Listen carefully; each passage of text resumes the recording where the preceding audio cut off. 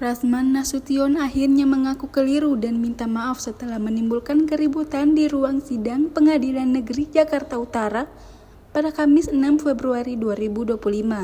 Rasman mengaku hilaf dan menerima sanksi imbas ulahnya mengundang polemik ribut di sidang hingga dihukum Perhimpunan Advokat Indonesia.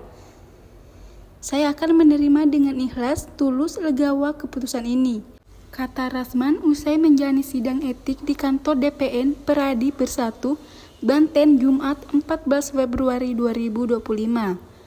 Pengacara Kondan itu juga berkomitmen akan berperilaku lebih baik di masa mendatang, terutama dalam persidangan.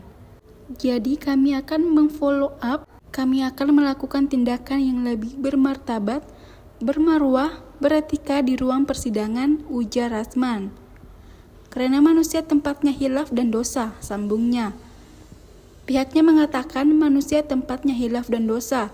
Sementara itu, Rasman tak hanya menyampaikan permintaan maaf secara lisan, tetapi juga diwajibkan menyampaikan permohonan maaf secara tertulis ke sejumlah pihak terkait, termasuk ke Mahkamah Agung, Ketua Pengadilan Tinggi DKI Jakarta, Ketua Pengadilan Negeri Jakarta Utara, hingga majelis hakim yang menangani kasusnya.